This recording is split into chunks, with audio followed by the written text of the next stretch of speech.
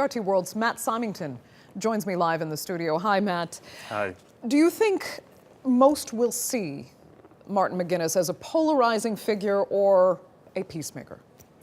I think it's possible that he's both. Certainly a polarizing figure, even if you read the British and the Irish press today, wildly different interpretations of Martin McGuinness's life. And that really arises as a result of his involvement in the Irish Republican Army. That's a designated terror organisation which waged a 30-year campaign to end British rule in Northern Ireland and unite Northern Ireland with the Republic of Ireland. Now, Martin McGuinness made no bones about his involvement in the IRA. He was never apologetic about it. He was born and raised in a city known as Londonderry or Derry, depending on which side of the divide you come from in Northern Ireland. And in 1985, he was travelling around that city with a BBC journalist.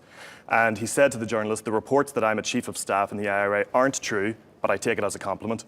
So he was never apologetic about it at all. And he joined the IRA, he said, in the early 70s in response to the mistreatment of Catholic civil rights campaigners in Northern Ireland.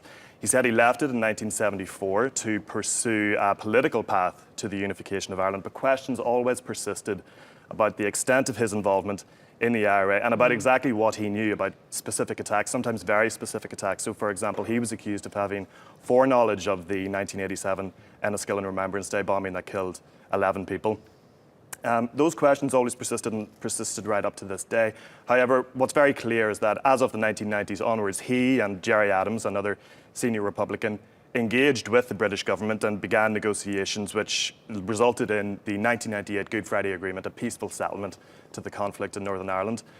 The results of which were patchy at first, and it had to be renegotiated in 2007, the St Andrews Agreement. Northern Irish people at that point were treated to this spectacle of this hardline Republican, former IRA member, Martin McGuinness, shaking hands with, and to all appearances, having an affable relationship with Ian Paisley, a firebrand preacher and hardline unionist. He made other symbolic gestures as well. He met the Queen twice, shook her hand. He condemned dissident Republicans who engaged in attacks after the peace process. And his stature and his reputation as a peacemaker really grew as a result of those things. So help us understand why he actually resigned in the end. Was he disillusioned with politics, or was it just time? I wouldn't say that he was disillusioned with politics. Viewers might be aware that Northern Ireland has had this simmering political crisis over the last 6 months or so. And it's actually a fairly normal political crisis for Northern Ireland. It doesn't fall along sectarian or political fault lines. It's a result of a renewable energy heating scheme.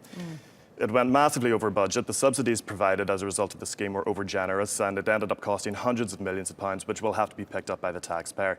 Now, the First Minister, former First Minister, Arlene Foster, was the person who initiated that scheme, and Sinn Féin, the Republican Party that Martin McGuinness was a member of, protested against her and said she should step aside for an investigation. She refused to do that, and as a result he resigned and brought down the executive with him, because his party has to be represented in the executive according to the Good Friday Agreement.